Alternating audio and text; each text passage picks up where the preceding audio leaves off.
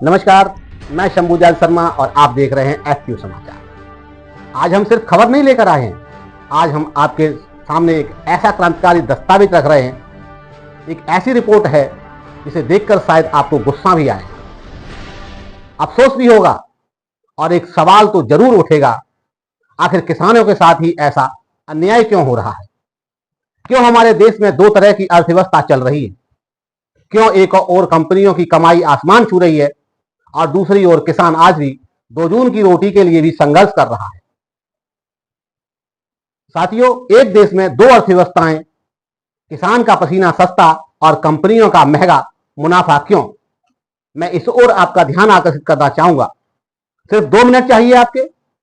एक तरफ वो किसान जो 45 डिग्री की गर्मी में भी, 47-48 डिग्री के तापमान में भी, कीचड़ हो, बारिश हो, बाढ़ हो, सूखा हो, तमाम प्राकृतिक प्रकोप हो, सब झेलकर भी अपने खेत में अनाज उगाता है, सब्जी लगाता है, अपने पशु पालकर दूध निकालता है ताकि देश को भरपेट खाना मिल सके और उसका परिवार सुकून से अपना जीवन जी सके।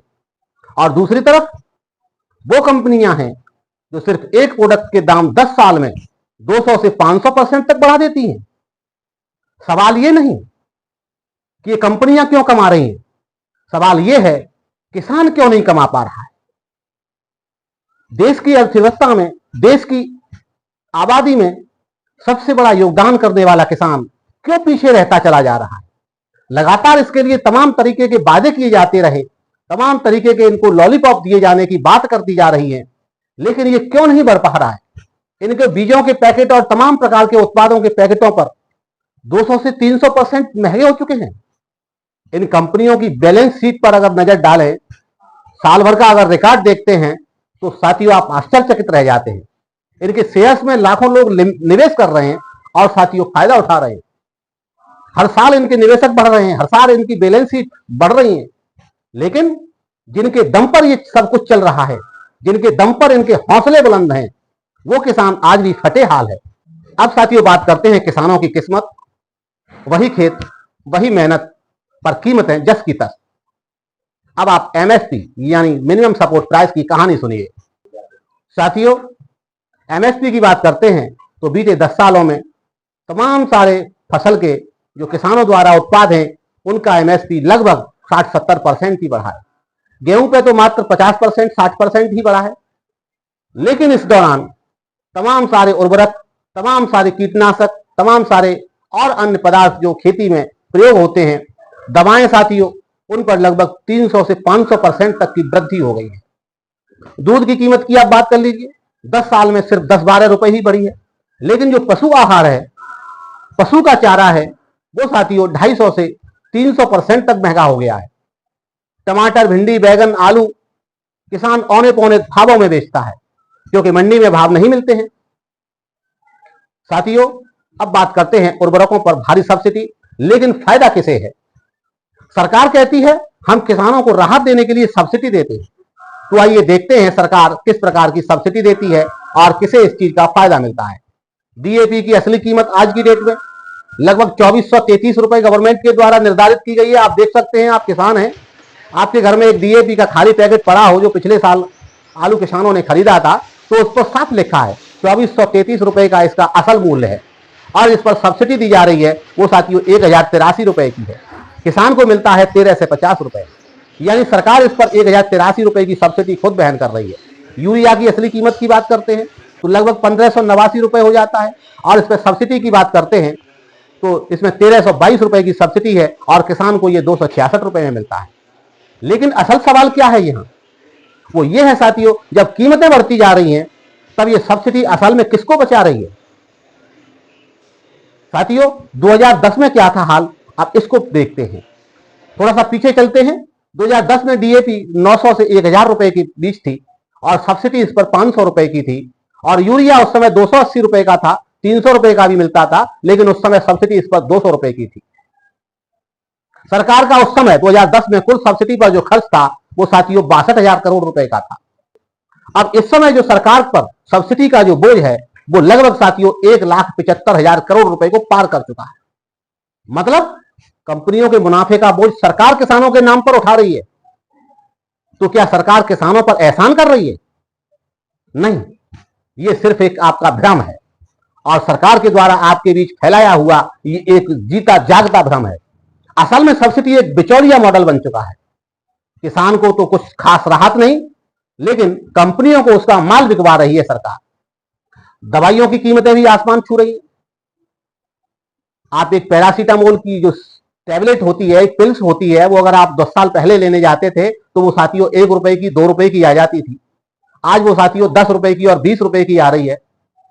लगभग 300-400% का इजाफा हो गया है। इंसुलिन इंजेक्शन की अगर आप बात करते हैं तो वो साथियों लगभग 10 साल पहले 150 रुपए के आसपास था, जो अब 600 रुपए का हो चुका है। लगभग 400% की वृद्धि हो गई है। विटामिन सप्लीमेंट्स 10 साल पहले और आज में लगभग 500% तक की वृद्धि हो गई है। तो क्या किसान, गरीब और मिडिल क्लास सिर्फ एक बाजार या ग्राहक बनकर रह जाएगा? पेट्रोल डीजल की राजनीति और किसान की जेब पर बात करते हैं साथियों, तो 2025 में कच्चे तेल की अंतर्राष्ट्रीय कीमत लगभग 34 रुपए प्रति लीटर की है। मैं कच्चे तेल की बात कर रहा हूं यहां साथियों, ध्यान दीजिए इस बात को। मैं यहां डॉलर में और बैरल में बात नहीं कर रहा, मैं यहां कच्चे तेल की प्रति लीटर प्रति रुपए में बात कर रहा हूं साथियों। मैं यहां डॉलर और बैरल में बात नहीं कर रहा, क्योंकि आप नहीं समझ पाएंगे। मैंने इसको आपके लिए सुलभ बनाया है। मैं यहां रुपए में और लीटर में बात कर रहा हूं। 2025 में कच्चे तेल की जो अंतर्राष्ट्रीय कीमतें हैं वो लगभग 34 रुपए प्रति लीटर की हैं। और भारत में पेट्रोल 90 से 110 रुपए लीटर है और डीजल 85 से 100 रुपए है। क्यों? क्योंकि सरकार टैक्स और एक्साइज ड्यूटी से मोटी कमाई कर रही है। 2010 में कच्चे तेल की कीमतें 24 रुपए प्रति लीटर थी और आज 34 रुपए, मात्र 10 रुपए का इजाफा हुआ है।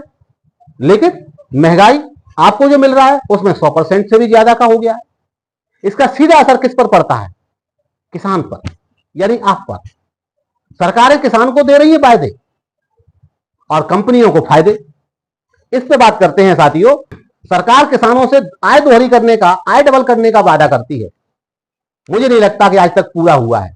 एमएसपी पर कानून की बात आई तो संसद ठप नहीं की गई, लेकिन कंपनियों के लिए बजट में स्कीमें, पीएलआई हो, टैक्स छूट हो, मार्केट इकोसिस्टम तैयार किया गया हो, या साथियों कंपनियों के लिए अन्य प्रकार के प्रोत्साहन पैकेज लाने की बात हो, तो बेझिझक आते हैं और धड़ल्ले से आते हैं। ये नीति नहीं, नया भारत नहीं, पुराना किसान नहीं, ये साथियों एक भ्रम है। साथियों, संसद में क्यों नहीं उठती किसानों की आवाज? जब उद्योग के लिए संसद चल सकती है, जब बिल पास करने के लिए रात के 12 बजे तक सांसद बैठ सकते हैं, तो किसान के लिए क्यों नहीं? कोई नेता किसानों की आत्महत्या पर इस्तीफा क्यों नहीं देता? कोई पार्टी किसान के मुद्दों पर संसद को क्यों नहीं रोकती है? क्यों विपक्षी पार्टियां किसान के मुद्दे पर सदन का बहिष्कार नहीं करती हैं? छोटे छोटे मामलों पर मैंने देखा है विपक्षी पार्टियां संसद का बहिष्कार करके चली जाती हैं।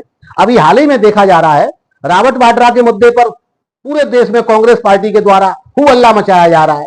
थोड़ा सा सरकारी एजेंसियों ने सख्ती की है तो, लेकिन किसानों के मुद्दे पर ऐसा क्या हो जाता है?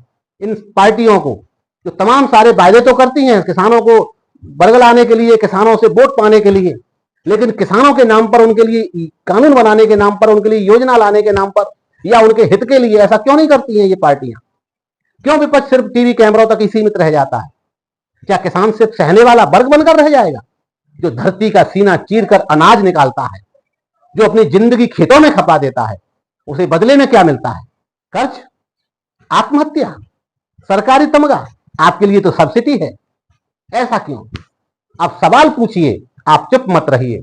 एफपीओ समाचार की रिपोर्ट सिर्फ एक विश्लेषण में आपके लिए जागरूकता का आह्वान है। अब समय है जनता सवाल पूछिए। किसान संगठित होकर नीति निर्धारण में भाग लें। मीडिया, संसद और सरकार सभी को जवाबदेह होना होगा। साथियों, मैं शंभूदयाल शर्मा और आपने देखा किसानों को धोखा, कंपनियों को मुनाफा, आखिर क्यों? अगर आपको लगता है कि यह सच है तो इस वीडियो को हर किसान, हर युवा, हर जनप्रतिनिधि तक पहुंचाइए, सरकार के हर नुमाइंदे तक पहुंचाइए, कमेंट करिए, अपनी राय दीजिए और एफपीओ समाचार को सब्सक्राइब करना बिल्कुल मत भूलिएगा, क्योंकि सिर्फ खबर नहीं, ये आपकी आवाज है। धन्यवाद साथियों, मैं हूं आपके साथ शंभूदयाल शर्मा और आप देख रहे थे एफपीओ समाचार। कल फिर मिलेंगे किसी नए मुद्दे के साथ। तब तक के लिए मुझे इजाजत दीजिए। नमस्कार साथियों।